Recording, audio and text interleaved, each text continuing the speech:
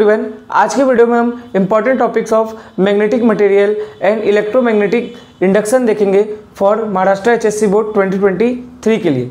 ठीक है, तो जैसा कि जो बोर्ड का एग्जाम है वो 2 मंथ बाकी है लगभग। ठीक है, तो कुछ लोगों का प्रिपरेशन नहीं हुआ रहेगा, या कुछ लोगों का थोड़ा कम हुआ है किसी रीज़न से, या कुछ लोगों का प्रिपरेशन हुआ है सर मुझे बस इंपॉर्टेंट टॉपिक मिल जाए तो मेरा अच्छा स्कोर आ जाए। तो ये वीडियो आपके लिए ही है। इस वीडियो में मैं आपको magnetic material and electromagnetic induction के लिए इंपॉर्टेंट थ्योरेटिकल टॉपिक्स बताऊंगा। थियोरी में क्या क्या इंक्लूड होता है, जैसे कि डेफिनेशन हो गया, डायग्राम हो गया, कोई प्रूफ हो गया, डेरिवेशन हो गया, ये सब। ठीक है, अब बात करते हैं न्यूमेरिकल्स की। तो जब आप फिजिक्स का पेपर का टोटल वेटेज देखेंगे तो 70 मार्क्स का होता है। ठीक है, ऑप्शन के साथ देखोगे तो 98 मार्क्स का होता है।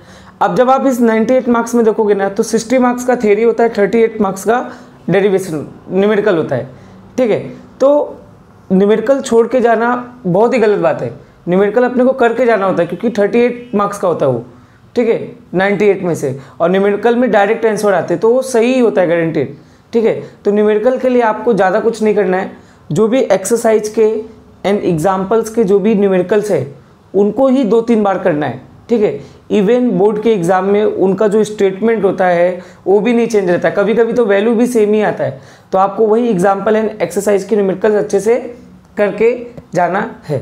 ठीक है, इसके अलावा मैंने ऑलरेडी फिजिक्स के 10 चैप्टर के वीडियो बना दिए, तो आप प्लेलिस्ट में जाके उनके देख सकते हैं इंपॉर्टेंट टॉपिक्स। उसके अलावा मैं आगे बायो एंड केमिस्ट्री के भी इंपॉर्टेंट टॉपिक्स डालूंगा चैप्टर वाइज। तो आप चैनल को सब्सक्राइब कर दो, बेल नोटिफिकेशन बटन दबा दो, ताकि आपसे कोई भी वीडियो मिस ना हो। ठीक है, अब देखते हैं important topics of magnetic materials का। ठीक है, तो मैग्नेटिक मटेरियल अगर मैं बोलूँ तो फिजिक्स में टोटल 16 चैप्टर है ना, तो उसमें सबसे छोटा चैप्टर मैग्नेटिक मटेरियल ही है।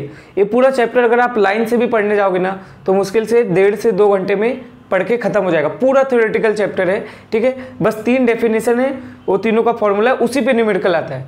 ठीक है, तो ये चैप्टर आपको बहुत ही अच्छे से करके जाना है, क्योंकि बहुत ही छोटा चैप्टर है। तो छोटा चैप्टर है तो ऐसा मत समझो कि इसका वेटेज कम है, इसका वेटेज भी बाकी चैप्टर के इतना ही है, बस चैप्टर छोटा है।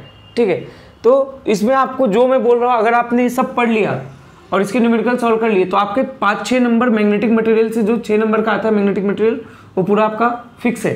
ठीक है, तो आपको magnetisation, magnetic intensity and magnetic susceptibility, इसका डेफिनेशन और फॉर्मूला बहुत ज़्यादा अच्छे से पढ़ना है।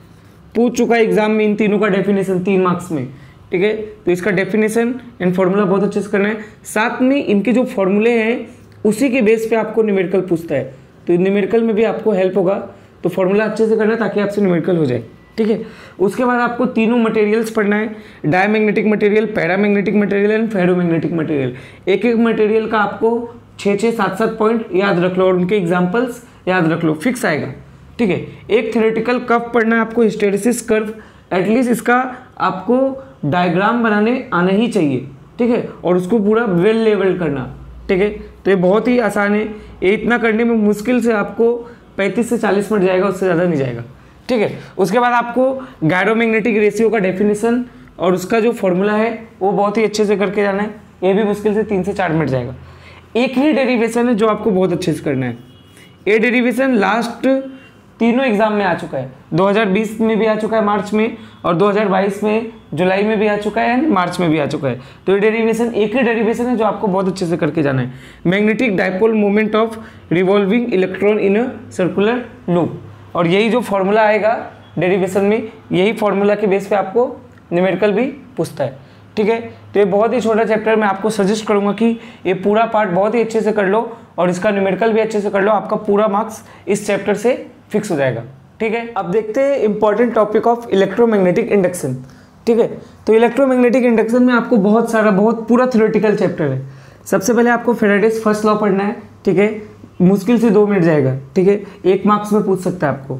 फेराडेज सेकेंड लॉ पढ़ना है और इंड्यूस्ड ईएमएफ का फॉर्मूला पढ़ना है, फेराडे का second law and induced EMF का फॉर्मूला।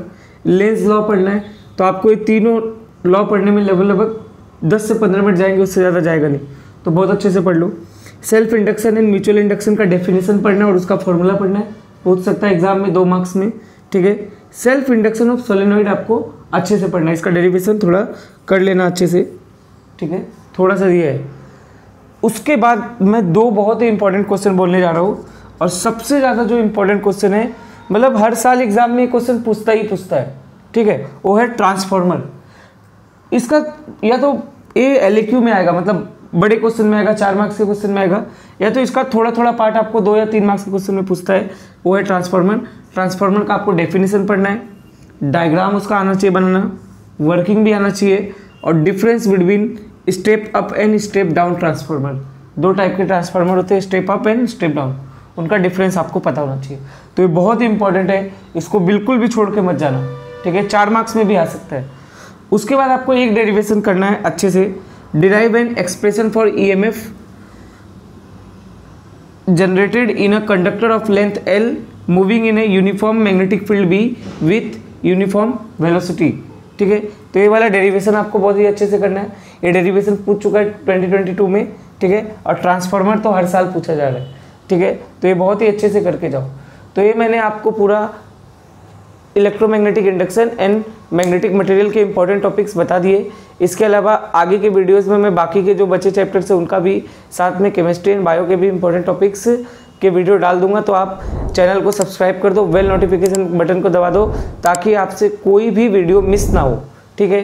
Thank you.